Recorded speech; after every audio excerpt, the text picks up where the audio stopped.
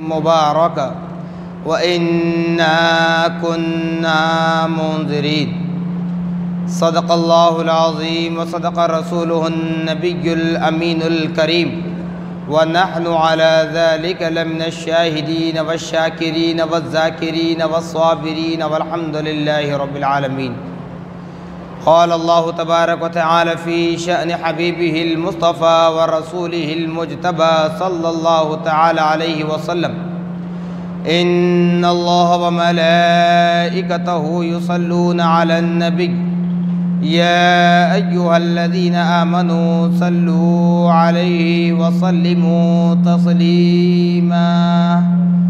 اللهم صل على سيدنا شفيعنا مولانا محمد كما تحب وترضى بأن تصلي عليه صلی اللہ تعالی علیہ وسلم.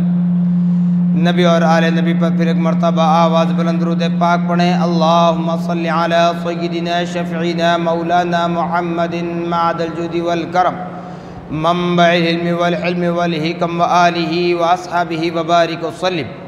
صلاة و سلاما علیک یا رسول اللہ صلی اللہ تعالی علیک وعلی آلک واصحابک وازواجک وذریاتک واہل بیتک اجمعین. سبحان ربك رب العزة عما يصفون وسلام على المرسلين والحمد لله رب العالمين.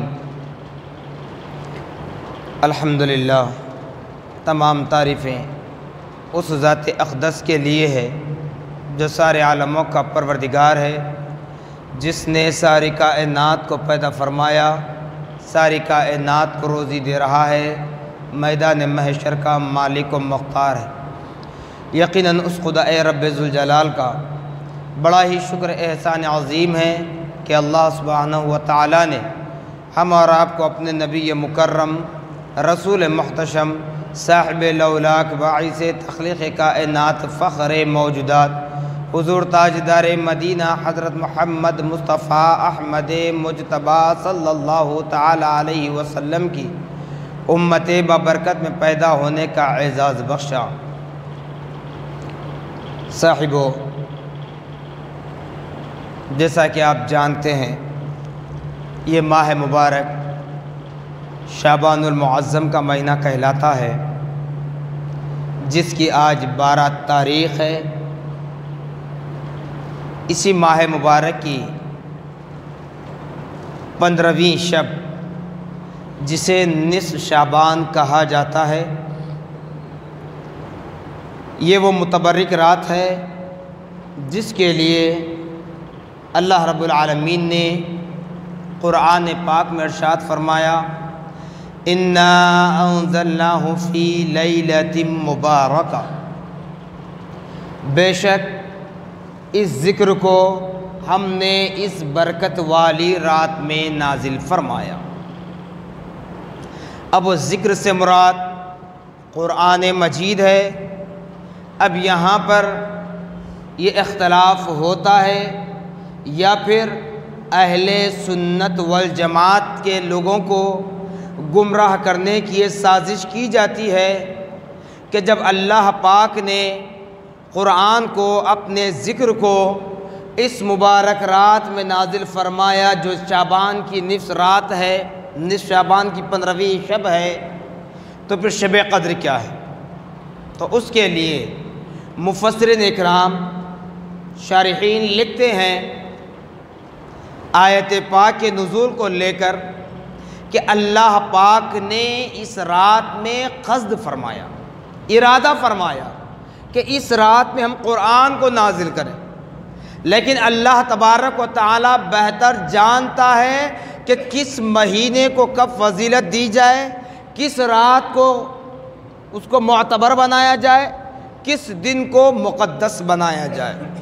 اسی طرح انبیاء و رسول میں کس کو کب فضیلت دینا ہے، یہ اللہ ہی کے قبضہ قدرت میں ہیں.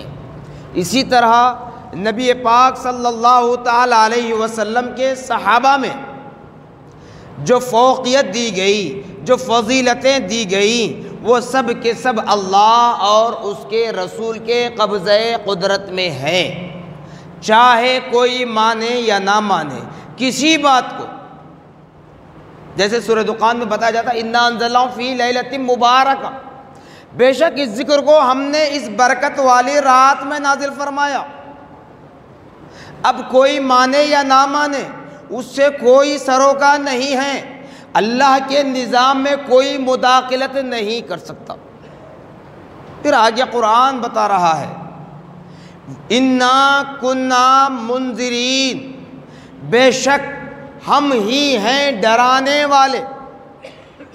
ڈرانے سے مراد اللہ رب العالمین بتا رہا ہے کہ نصف شعبان کی 15ویں شب وہ رات ہے جس رات کو اللہ رب العالمین اپنے بندوں کی ہوئی دعاؤں کو قبول فرماتا ہے، قبول فرماتا ہے۔ شرط ہے کہ اس دعا میں وسیلہ محمد الرسول اللہ شامل ہو، بغیر وسیلے کے دعا رب کی بارگاہ میں قبول نہیں کی جاتی۔ یہ میں نہیں کہہ رہا ہوں، کسی عالم، کسی مفتی یا جامع نظامیہ کے کسی مفتی صاحبان کا فتویٰ نہیں سنا رہا ہوں، بلکہ یہ اس کا فتویٰ ہے جس نے زمین و آسمان کو بنایا، یہ اس کا فرمان ہے جس نے تمام انبیاء و رسول کو پیدا فرمایا، یہ اس کا وعدہ ہے جس نے تم کو اور ہم کو وجود بخشا۔ اعتراض کرتے ہو تو کرو، کیونکہ اللہ پاک نے ہم پر کوئی چیز عطا کی ہے، ڈائریکٹ اس نے ہمارے گھر کی جانب، ہماری بلڈنگ کی طرف اشارہ کر کے ندا نہیں دیا، بلکہ انبیاء و رسول کے ذریعے ہم پر قانون آیا، خدا کا حکم آیا، جو چیزیں خدا نے ہم پر فرض کی۔ تو اب بتائیں، اللہ پاک فرما رہا ہے ان اللہ علی کل شیء قدیر، بے شک اللہ ہر چیز پر قدرت رکھنے والا ہے۔ اس آیت پاک کو، اس آیت پاک کے اسی ترجمے پر ہر مکتب فکر سے تعلق رکھنے والا یقین کرتا ہے اور یہی ترجمہ کرتا ہے اللہ قادر مطلق ہے، اللہ ہر شے پہ قدرت رکھتا ہے۔ تو اب بتائیے اے ایمان والو، پھر اللہ تعالیٰ قادر مطلق ہونے کے باوجود اپنے بندوں تک جو پیغام پہنچانا تھا، اپنے قانون کو پہنچانا تھا، اپنے دستور کو پہنچانا تھا، تو انبیاء و رسول کو کیوں رکھا بیچ میں؟ انبیاء و رسول کو فوقیت دی جائے اپنی جگہ ہے، فضیلت دی جائے اپنی جگہ ہے، لیکن اللہ پاک نے خود اعلان کیوں نہیں کیا؟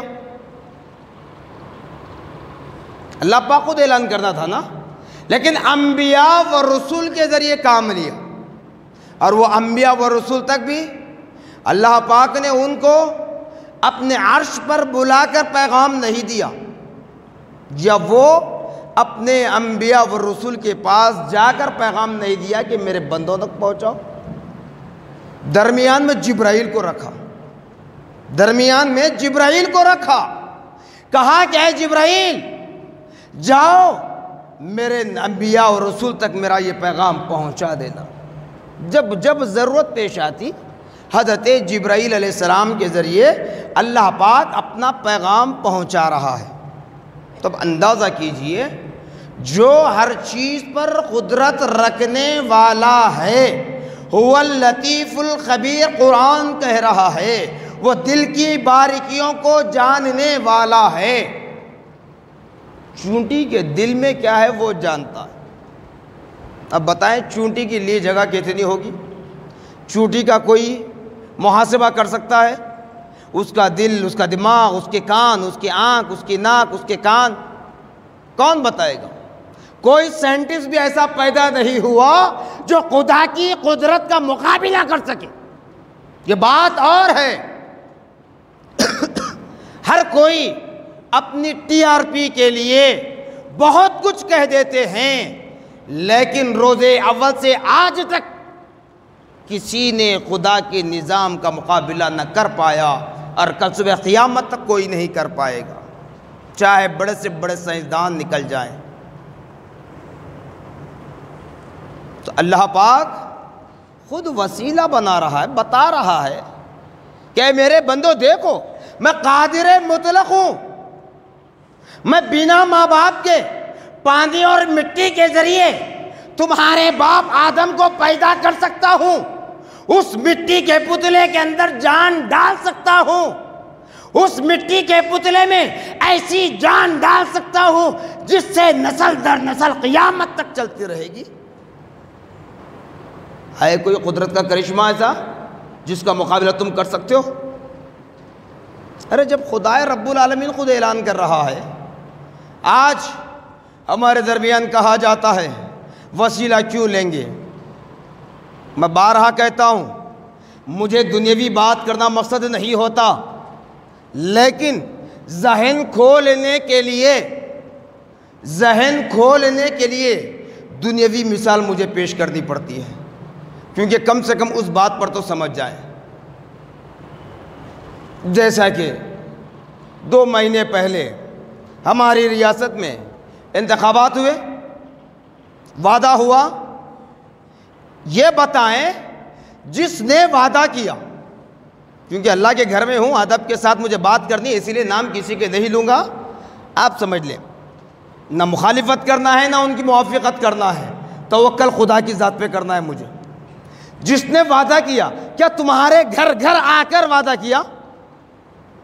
جس نے جو وعدہ کیا مجھے جتاؤ، مجھے منتخب کرو، میں تمہیں یہ فیسلٹیز دوں گا، یہ سہولت دوں گا، یہ آسانیاں دوں گا، تمہارے گھر گھر آ کر فردن فردن وعدہ کیا نہیں، اپنے نمائندوں کے ذریعے، اپنے ہینڈ بل کے ذریعے، اپنے پوسٹر کے ذریعے، اپنی اسپیچ کے ذریعے اس نے وعدہ کیا۔ اب وہ وعدہ پورا ہوا نہیں ہوا اس سے مجھے کوئی سروکا نہیں۔ تو جب دنیا کا انسان تمہارے ووٹوں سے منتخب ہونے والا، جب اس کی اتنی سیکورٹی ہوتی ہے کہ وہ تمہارے گھر گھر نہیں پہنچ سکتا، تو خاک ہمارے اندر وہ کون سا عمل ہے جو انبیاء و رسول کو چھوڑ کر ڈائریکٹ خدا سے مانگنے کی بات کرتے ہو؟ ڈائریکٹ خدا سے مانگنے کی بات کرتے ہو؟ اور اتنا ہی نہیں، کہا جاتا ہے معصوموں سے وسیلہ لینا شرک ہے، بدعت ہے، کل بدعت ضلالہ، صرف وہ ایک ہی چیز یاد ہے، وہ ایک ہی حدیث رسول یاد ہے، کل بدعت ضلالہ کل ضلالۃ فی النار۔ ارے بابا وہ بدعت کیوں کرتے ہو؟ جہنم کا سبق تم نے پڑھ لیا ہے۔ ہم بدعت کرتے بھی ہیں، اگر اہل سنت والجماعت بدعت کرتی بھی ہے تو بدعت حسنہ ہے، بدعت سیئہ نہیں ہے، اسلام کے خلاف نہیں ہے، قرآن کے خلاف نہیں ہے، حدیث رسول کے خلاف نہیں ہے، اور ہم وہی عمل کرتے ہیں جو عمل خود ہمارے نبی مکرم صلی اللہ تعالی علیہ وسلم نے کیا ہو، یا پیارے آقا محمد الرسول اللہ صلی اللہ تعالی وسلم کے سامنے وہ عمل کیا گیا ہو اور اس پر نبی نے خاموشی اختیار کی ہو، اس کو برا نہیں کہا، ہم اس پر عمل کرتے ہیں، ہم اس پر عمل کرتے ہیں۔ ظاہر کو مت دے کہ میں نے بارہا کہا، ظاہر پر مت جائیں، عام لوگوں کی مثال دے کر ہمیں نہ بتائیں، بازاری عاملوں کا حلیہ دیکھ کر ہم کو نہ کہیں۔ ارے ہم الحمدللہ اپنے عقیدے پر پکے ہیں۔ نصف شعبان کی رات عام طور پر ہمارے لوگوں میں مشہور ہے کہ مردوں کی مغفرت کی رات، بڑوں کی عید، لیکن یاد رکھ لیں مردوں کی بھی مغفرت ہے، زندوں کی بھی مغفرت ہے۔ مغفرت کے لیے مرنا ہی ضروری نہیں ہے، مغفرت کے لیے مرنا ہی ضروری نہیں ہے، زندوں کی بھی مغفرت ہوتی ہے 15ویں شب میں، اور مردوں کی بھی مغفرت ہوتی ہے، اصلوں کی بھی مغفرت ہوتی ہے، نسلوں کی بھی مغفرت ہوتی ہے، بشرطے کہ تم اپنی دعاؤں میں نبی محمد الرسول اللہ صلی اللہ علیہ وسلم کے وسیلے کو شامل کرو۔ بغیر وسیلے محمد الرسول اللہ کی اگر دعا قبول ہوتی تو پھر قرآن ڈائریکٹ آپ کے گھر پر نازل ہوا؟ بتائیے، قرآن ڈائریکٹ آپ کے گھر پر آیا؟ آپ کے پرنٹنگ پریس میں آیا؟ نہیں، قرآن کو اللہ پاک نے جبرائیل کے ذریعے نبی محمد الرسول اللہ صلی اللہ تعالی علیہ وسلم پر وقتاً فوقتاً نازل فرمایا۔ کتنے آیات ہیں؟ 6666 آیات ہیں قرآن کے، مگر نازل کب ہوا؟ اب دیکھ لیں، اب کوئی بندہ مومن جس کو اللہ پاک نے اپنے دین کی حفاظت کے لیے چن لیتا ہے، قرآن کی حفاظت کے لیے چن لیتا ہے، جو حفظ کرنے کا ارادہ کرتا ہے، آپ بتائیں کتنے سال میں حفظ ہوتا ہے؟ شارپ ذہن رکھنے والا سال، 1.5 سال، 2 سال میں حفظ کر لیتا ہے۔ کند ذہن کا اگر ہے 3 سال، 4 سال، 5 سال، 10 سال میں صحیح حفظ کر لیتا ہے نا۔ پھر اللہ پاک قادر مطلق ہے، قرآن کو نازل فرمایا نبی محمد الرسول اللہ صلی اللہ علیہ وسلم پر، کتنے دن میں، کتنے مہینے، کتنے سال؟ بتایا جاتا ہے 23 سال، 23 ایئرس۔ تب نعوذ باللہ معاذ اللہ استغفر اللہ، کیا کہو گے اگر آپ کا بچہ سال، 1.5 سال، 2 سال میں حفظ کر لے؟ بڑی شان بتائیں گے، کہہ سکتے یہ بات کہ میرے بچے نے تو 2 سال میں حفظ کر لیا؟ نعوذ باللہ، آپ خدا کی ذات پر اعتراض کرو گے اللہ نے صرف قرآن نازل کرنے کے لیے 23 سال لگا دیا؟ نہیں، سمجھنے کی ضرورت ہے اللہ پاک نے 23 سال میں کیوں قرآن نازل فرمایا۔ اگر چاہتا کن فیکن، پلک جھپکنے کی دیر میں اللہ پاک بغیر وسیلہ جبرائیل کے نبی کون و مکان کو جیسے رجب کی 27ویں رات میں، معراج کی رات میں عرش اعلیٰ پر بلوا کر نمازوں کا تحفہ دیا اور دیگر انعامات و اکرامات سے سرفراز فرمایا، تو ایسے ہی نبوت کے عطا کرنے کے ساتھ ہی نبی محمد الرسول اللہ کو عرش پر بلوا کر قرآن سارا ایک ساتھ دے سکتا تھا؟ کیوں نہیں دیا؟ اسی لیے کہ اس کے بندوں تک ہر چیز کا پیغام پہنچتا رہے، ہر چیز کا پیغام پہنچتا رہے، سمجھنے کی صلاحیت پیدا ہو جائے۔ تو 15ویں شب جہاں رب تبارک و تعالیٰ نے قرآن کے نازل کرنے کا ارادہ فرمایا، رمضان کی 27ویں شب میں اس کو مکمل طور پر نازل فرمایا، جو 23 سال میں نازل ہوا۔ تو معلوم ہوا کہ بغیر حب نبوی کے، بغیر وسیلہ محمد الرسول اللہ کے، نہ کوئی دعا رب کی بارگاہ میں قبول ہے، نہ کوئی عمل رب کی بارگاہ میں قبول ہے۔ چونکہ ہم کو کوئی چیز ڈائریکٹ نہیں ملی، ہم کو ہر چیز وسیلے سے ملی ہے۔ ہم پیدا بھی ہوئے ہیں وسیلے سے، بلکہ زندگی گزار رہے ہیں وسیلے سے۔ بغیر وسیلے کے زندگی کا کوئی لمحہ نہیں کٹ سکتا۔ کرتا ہے تو بتائیے، مجھے بتائیے، آپ سودا نہ لائیں گھر میں پکے گا نہیں؟ تو ہر چیز میں اسباب کی ضرورت ہوتی ہے، وسیلہ ضرور ہوتا ہے۔ تو پھر یہ دعا کے وقت ہی کیوں کہا جاتا ہے وسیلہ لینا شرک ہے؟ اور جہاں اہل سنت والجماعت سے تعلق رکھنے والے حضرات شعبان کی 15ویں شب کو اہل قبور کی زیارت کے لیے جایا کرتے ہیں، وہاں پر بھی اعتراض ہوتا ہے قبر پرست۔ کیا مطلب ہے قبر پرست کا؟ سمجھا؟ ارے قبر پرست اسے کہتے ہیں جو قبر پر جا کر صاحب قبر سے مانگے، چاہے باپ کی قبر ہو، ماں کی قبر ہو، بیٹے کی قبر ہو، بھائی کی قبر ہو، کسی کی قبر ہو، چاہے کسی ولی اللہ کی ہو۔ مگر ہم اہل سنت والجماعت اولیاء کی مزارات پر جاتے ہیں، صاحب مزار سے ہم نے کچھ نہیں مانگا بلکہ ان کو وسیلہ بنایا۔ خواجہ غریب نواز، خواجہ بندہ نواز، بابا شرف الدین، حضرات یوسفین شریفین رحم اللہ اجمعین، آپ اللہ کے نیک بندے ہیں، ہم آپ کی بارگاہ میں آئے ہوئے ہیں، ہمارے اندر اتنی نیکیاں نہیں ہیں، ہماری زبان میں طاقت نہیں ہے جو ہم رب کو سنا سکیں، لیکن آپ اللہ کے دوست ہیں، آپ اللہ کے ولی ہیں، آپ ہمارے لیے سفارش کیجئے، ریکویسٹ کیجئے نہیں کہتے. اگر یہ کہنا بھی اگر شرک ہے، بدعت ہے، حرام ہے، تو پھر میں کہوں گا میرے بھائی، اگر آپ اپنی ریاستی حکومت، سینٹرل حکومت کے کسی اسکیم میں لون کے لیے اپلائی کریں تو کسی کا ریکمنڈ نہ لگائیں، پھر دیکھوں گا پھر کام ہوتا ہے کیا.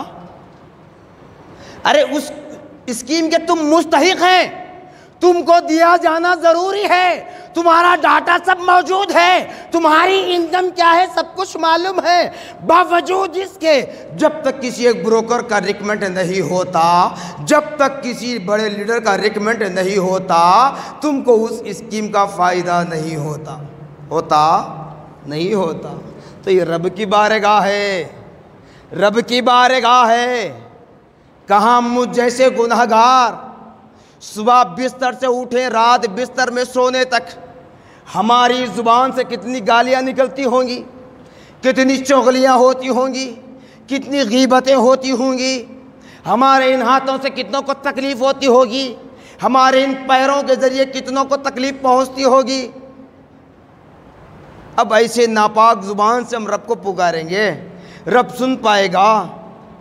اسی لیے جیسے دنیا اسباب کی جگہ ہے، یہاں ریکمنڈ ضروری ہے. تو یہ دنیا ایک فانی ہے، آج ہے کل چلے جانا ہے. وہ ذات خدا کی کل صبح قیامت تک باقی رہنے والی ذات ہے. اس خدا رب العالمین کی بارگاہ میں دعا کرنا ہے. اگر اس دعا کو قبول کروانا ہے تو نبی محمد الرسول اللہ صلی اللہ علیہ وسلم کا وسیلہ ضروری ہے. اور اہل قبور کی زیارت کو جانا یہ آج کا ہمارا طریقہ نہیں ہے، 100 سال 1000 سال پرانا نہیں ہے، بلکہ پیارے آقا صلی اللہ تعالیٰ علیہ وسلم کے دور سے چلتا آ رہا. اب یہاں پر کہا جاتا ہے، لوگوں کو بہکایا جاتا ہے کہ اہل قبور کی زیارت کے لیے نبی نے منع فرمایا. یقیناً نبی نے منع فرمائے تھے، نبی نے منع فرمایا. کیوں؟ فتنوں کا اندیشہ ہو رہا تھا، تو ایسے وقت میں نبی نے منع فرمایا. پھر حالات بالکل اس کے اپوزٹ ہونے لگے، لوگ بالکل دور ہونے لگے، تب نبی نے فرمایا اے لوگو جاؤ اہل قبور کی زیارت کرو، اہل قبور کی زیارت کرو. کیوں کہا؟ لوگ مستی میں آئے تھے. نعوذ باللہ معاذ اللہ، صحابہ کرام کی بات نہیں کر رہا ہوں، عام لوگوں کی، جو منافقین تھے، جن کے دلوں میں باتیں چل رہی تھی کہ ہم قبروں کی زیارت کو اب نہیں جائیں گے، بڑے عیش و آرام کی زندگی بسر کر رہے تھے. نبی نے فرمایا، ملاحظہ کیا، اس کے بعد حکم دیا کہ اب اہل قبور کی زیارت کو جاؤ. کیوں؟ تم جو اپنی انانیت میں اکڑ رہے ہو، اگر تم قبرستان جاؤ گے اہل قبور کی زیارت کے لیے تو تمہیں اس بات کا پتہ چلے گا آج مخمل پر سو رہے ہیں، اے سی میں سو رہے ہیں، ایئر کنڈیشن میں ہیں، ہاٹ اے سی میں ہیں، سب کچھ ہر موسم کے اعتبار سے اپنی سیفٹی کر رہے ہیں.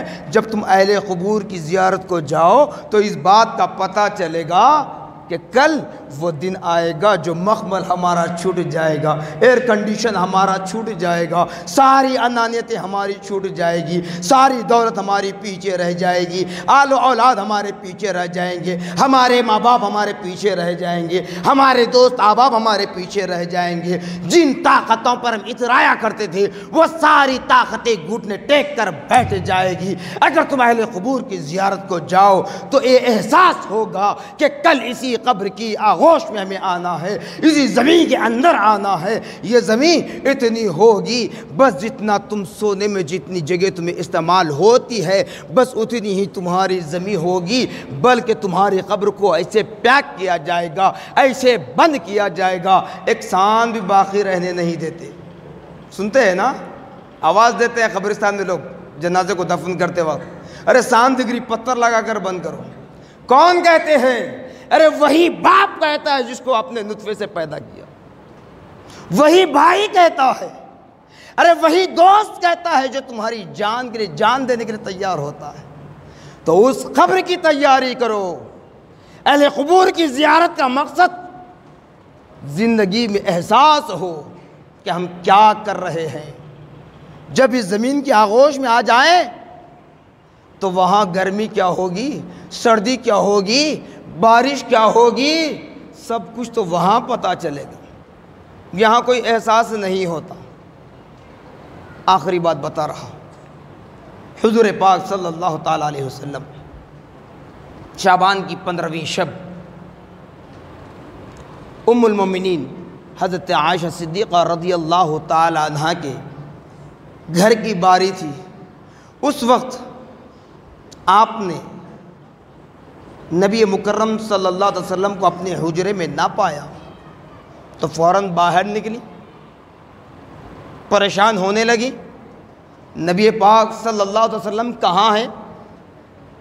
رات کا یہ وقت ہو چکا ہے، ابھی تک تشریف نہیں لائے. اس فکر میں دوڑے دوڑے باہر نکلی، گھر کے باہر نکل گئی. تب خوشبو محسوس ہوئی. کہتے ہیں نا نعوذ باللہ معاذ اللہ استغفر اللہ، نبی ہم جیسے، ارے تم لاکھ خوشبو کا استعمال کر لو، جہاں تم ہوگے وہیں خوشبو رہتی ہے. لیکن اللہ نے نبی پاک صلی اللہ تعالی وسلم کے اس نبوت والے جسم میں ایسی خوشبو مہکا دی، جس راستے سے آپ گزرتے وہ راستہ مہکتا رہتا، وہ راستہ کافی دیر تک خوشبو سے معطر ہوتا. تو ام المومنین عائشہ صدیقہ رضی اللہ تعالیٰ عنہ اس راستے سے خوشبو کو محسوس کرتے ہوئے آگے بڑھی آگے بڑھی آگے بڑھی. کیا دیکھتی ہیں کہ پیارے آقا صلی اللہ تعالیٰ علیہ وسلم جنت البقیع کے قبرستان میں کھڑے ہیں. اب بتاؤ مجھے، بڑی ایمانداری کے ساتھ محاسبہ کر لیں، بتاؤ مجھے سے مراد میرے کو جواب مت دو، اپنے رب کو جواب دینا ہے، نبی کو جواب دینا ہے. جنت البقیع کے قبرستان میں اس وقت کون آرام کر رہے تھے؟ وہ آرام گاہیں، وہ قبریں کس کی تھی؟ جنت البقیع کے قبرستان میں وہ قبریں کس کی تھی؟ میرے پیارے آقا صلی اللہ علیہ وسلم کے ظاہری عین حیات میں وہ قبریں کس کی تھی؟ کسی اور کی نہیں، صحابہ اکرام کی مزاریں تھیں. جبکہ صحابہ اکرام کے لیے اللہ پاک نے فرمایا رضی اللہ عنہم ورضوا عنہ، اللہ ان سے راضی ہے اور ان لوگوں نے اپنے اعمال کے ذریعے اپنے رب کو راضی کر لیا ہے. اب وہ صحابہ ہیں جس کے لیے قرآن کہہ رہا ہے کہ صحابہ اللہ کو راضی کر لیا، اللہ ان سے راضی ہو گیا، تو پھر ان کے لیے مغفرت کی کیا ضرورت تھی؟ تو بسا اوقات ایسا ہوتا ہے کہ کسی کام کو آمدن کر کر بتانا پڑتا ہے. نبی جانتے تھے 1400 برس گزرنے کے بعد میری امت میں تفریقے ہوں گے، کچھ تفریقے ایسے ہوں گے جو اس پر اعتراض کرے گی. اسی لیے نبی کون مکہ صلی اللہ علیہ وسلم خود جنت البقیع کے قبرستان میں براہ راست جا کر ان صحابہ کے لیے دعا کی، ان صحابہ کے لیے دعا کی. جب عائشہ صدیقہ رضی اللہ تعالیٰ عنہ کو دیکھا، نبی نے فرمایا انت عائشہ، کیا تو عائشہ ہے، کیا تم عائشہ ہو؟ حضرت عائشہ نے فرمایا نعم یا رسول اللہ، یا رسول اللہ میں عائشہ ہوں. پھر نبی نے فرمایا کیوں آئی ہو؟ تو آپ نے فرمایا یا رسول اللہ رات کا اتنا وقت ہو چکا ہے، آپ گھر تشریف نہیں لائے، اس لیے میں آپ کی تلاش میں نکل گئی تھی، محبت میں نکل گئی. تب حضور پاک صلی اللہ علیہ وسلم نے فرمایا اے عائشہ، کیا تم نہیں جانتی کہ آج شعبان کی 15ویں رات ہے، نصف شعبان کی رات ہے، اللہ پاک آج سارے گناہگاروں کی گناہوں کی مغفرت کرنے کا وعدہ فرمایا ہے. یہ سن کر یہ نہ کہنا، معصوموں سے یہ نہ کہنا کہ نبی نے خود عائشہ کو تعلیم نہیں دی. نہیں، میں نے بھی کیا کہا، بسا اوقات ایسا ہوتا ہے کہ خود عمل کر کے بتانا مقصد ہوتا. یہ اللہ کی جانب سے نظام تھا. کہ اس وقت حضرت عائشہ صدیقہ رضی اللہ تعالیٰ کے ذہن پر پردہ ڈالا گیا تھا. کیوں؟ اگر وہ پردہ ڈالا نہ جاتا تو آج کو ہمیں سمجھنے کے لیے کوئی صلاحیت پیدا نہ ہوتی.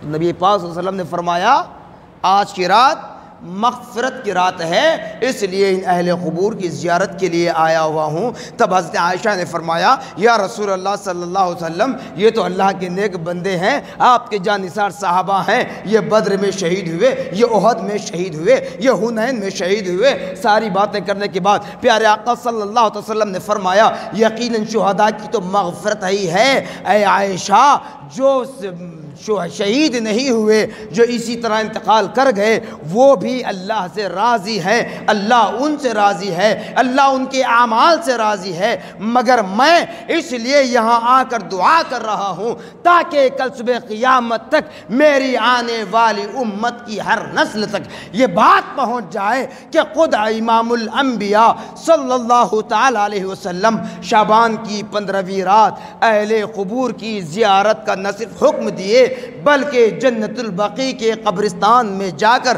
اپنے جانثار صحابہ کے لیے دعائیں کی. یہ بات عام ہو جائے، میری امت آنے والی قیامت تک کی امت کی ہر نسل تک یہ بات معلوم ہو جائے، اس کا پتہ چل جائے.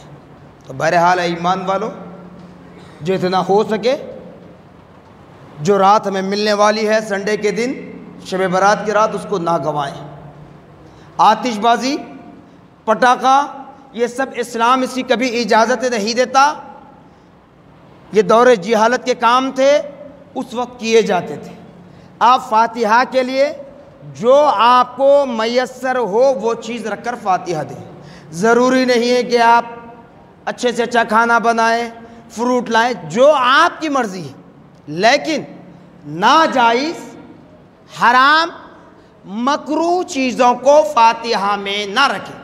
بعض لوگوں کا یہ عقیدہ ہے جو کہتے ہیں نا اس رات روحیں گھر آتی ہیں.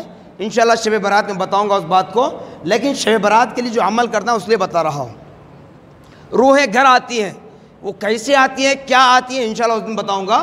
لیکن ان کو خوش کرنے کے لیے جو ناجائز، حرام، مکروہ چیزوں کا استعمال کیا جاتا ہے فاتحہ میں، بالکل غلط ہے، بالکل غلط ہے. حلال چیزوں کا استعمال کریں. فاتحہ کے لیے آپ کھانا رکھ لیں، پانی رکھ لیں، فروٹ رکھ لیں، یہ آپ کی مرضی ہے. کوئی ڈرائی فروٹ رکھتے ہیں، وہ آپ کی مرضی ہے، آپ کی جو استطاعت ہے، کوئی زبردستی نہیں ہے. اگر آپ کے پاس کچھ نہیں ہے، اگر کوئی گھر ایسا ہے جہاں کچھ نہیں ہے، تو ان لوگوں کے لیے بتایا جاتا ہے کہ بس وہ بیٹھ کر جانماز بچھا کر قبلہ رو بیٹھ کر جتنا ہو سکے قرآن پاک کی تلاوت کریں. تلاوت کرنے کے بعد اپنے مرحومین کے نام اس کا ایصال کر دیں، وہ ثواب پہنچ جائے گا. بس یہی کافی ہے. لیکن بے جا رسم و رواج میں اپنی زندگیوں کو برباد نہ کریں، اپنے اعمال کو غارت ہونے نہ دیں. یہ رات بڑی مغفرت کی رات ہے، بڑی عظمت والی رات ہے. بالخصوص میں نوجوان بھائیوں سے کہتا ہوں، اللہ اس کا رسول حاضر و ناظر ہے. آپ میں سے کسی پر میرا طنز مقصد نہیں ہے، لیکن جو سڑکوں پر دیکھا جاتا ہے، گاڑیاں لے کر پھرتے ہیں، یہ بالکل غلط ہے میرے بھائی. یاد رکھ لیں، ہو سکتا ہے، میں ہمیشہ ہر سال کہتا ہوں، اتنے عرصے سے کہتا آ رہا ہوں، ہو سکتا ہے یہ زندگی کی آخری شب برات ہو جائے. اپنے رب کو راضی کرنے کی کوشش کریں اور بڑے بزرگ حضرات سے ہاتھ جوڑ کر ادباً ملتمس ہوں، التماس کرتا ہوں کہ وہ اپنے بچوں کی حفاظت کریں. اگر بیٹھ کر قرآن نہیں پڑھ سکتے، نماز نہیں پڑھ سکتے، وظیفہ نہیں پڑھ سکتے، ذکر و اذکار نہیں کر سکتے، یہاں وہاں پھرنے کے بجائے جتنا ہو سکے آپ نماز پڑھ لیں. اگر آپ کی مسجد میں پروگرام ہوتا ہے، جہاں کہیں آپ رہتے ہوں، وہ پروگرام سن لیں، اس کے بعد اپنے گھر جا کر سو جائیں. اس میں بہتری ہے، آپ کی ثواب مل جائے گا. لیکن رات بھر رقص کرتے جو پھرتے ہیں گاڑیاں لے کر، یہ گناہ ہے. گناہ یاد رکھ لیں، گناہ ہے، بہت بڑا گناہ ہے. جہاں اللہ تعالیٰ معاف کرنے کا وعدہ کر رہا ہے، وہیں پر اپنے نافرمان بندوں کے لیے وعید آتی ہے. جتنا گناہگاروں کی مغفرت ہوتی ہے عاجزی و انکساری کے ساتھ، وہ دعا کرتے ہیں ان کی جہاں مغفرت ہوتی ہے ان تمام کا گناہ ان کے سر بھی ڈالا جائے گا جو اس رات کو بھی غنیمت نہیں جانتے، اس رات کی تعظیم و تکریم نہیں کرتے۔ خدا را اے ایمان والو، یہ بات جہاں تک ہو سکے پہنچائیں، ساری دنیا میں اس بات کو عام کر دیں کہ اس رات میں ادھر ادھر پھرنا، سڑکوں پر پھرنا، یہ ہمارا شیوا نہیں ہے۔ جاگنے کی رات یہ تو آپ اور ہم ہر روز جاگتے ہیں، کوئی فون پر چیٹنگ کرتے ہوئے جاگتا ہے، کوئی چبوتروں پر بیٹھ کر جاگتا ہے، کوئی غیبت چغلی میں جاگتا ہے، کوئی غپ شپ مارتے ہوئے جاگتا ہے، کوئی کچھ کر کر جاگتا ہے۔ تو بہرحال یہ مومنین کے لیے جاگنے کی رات نہیں بلکہ گناہوں سے پاک ہونے کی رات ہے، رب کو راضی کرنے کی رات ہے، جہنم سے بچنے کی رات ہے، جنت کو حاصل کرنے کی رات ہے، نبی پاک صلی اللہ علیہ وسلم کی سچی محبت اپنے دلوں میں بسانے کی رات ہے۔ جزاکم اللہ خیرا جزا، وآخر دعوانا الحمدللہ رب العالمین۔